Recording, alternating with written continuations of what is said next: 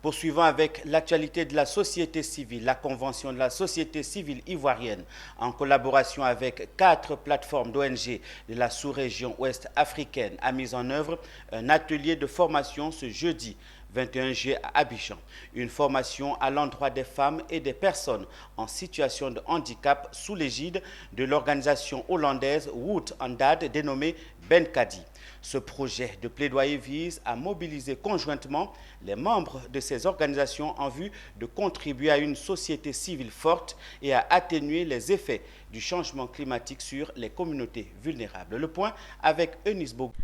Elles sont au nombre de 25 femmes, dont 5 en situation de handicap, à prendre part à cet atelier de formation. Cette formation leur permettra de renforcer leurs capacités et avoir une vision claire sur le changement climatique et ses effets néfastes. Un objectif que s'est assigné la Convention de la société civile ivoirienne, CSCI, à travers le projet Benkadi. Le projet Benkadi a identifié comme cible les femmes, les jeunes et les personnes en situation de handicap. Comment est-ce que ces communautés-là vivent au quotidien l'impact des changements climatiques?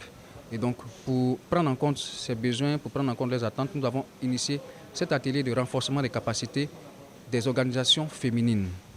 Des organisations féminines, des personnes en situation de handicap, des jeunes, pour renforcer leurs capacités en matière de plaidoyer, de sorte qu'à l'issue de cet atelier, ces acteurs-là puissent participer au plaidoyer que nous allons engager auprès de nos leaders, auprès de nos décideurs, pour que leurs avis et leurs attentes soient prises en compte dans la formulation des politiques publiques qui concernent les effets néfastes des changements climatiques sur leur quotidien. Le changement climatique aujourd'hui pose beaucoup de problèmes dans le monde.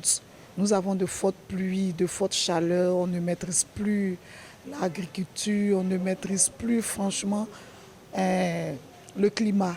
En ce qui concerne la Côte d'Ivoire, le projet mettra l'accent sur l'atténuation et l'adaptation des effets de l'érosion côtière sur les populations riveraines dans les 5 régions du sud, à savoir Mali, Bénin, Burkina Faso, Côte d'Ivoire. Pour nous, c'est un thème important parce que la question des changements climatiques est un défi.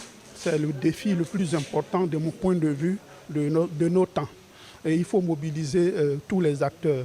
L'État fait sa part, il faut aussi que la société civile puisse accompagner et soutenir et faire aussi sa part. Et donc j'estime que c'est une formation qui est bienvenue et qui permettra donc aux ONG d'accompagner, d'aider, de soutenir les initiatives du gouvernement en vue de réduire les effets des changements climatiques en Côte d'Ivoire. La formation des femmes et personnes en situation de handicap s'est tenue sur 2 jours sur le thème Organisation féminine sur les changements climatiques et les droits des femmes au niveau national.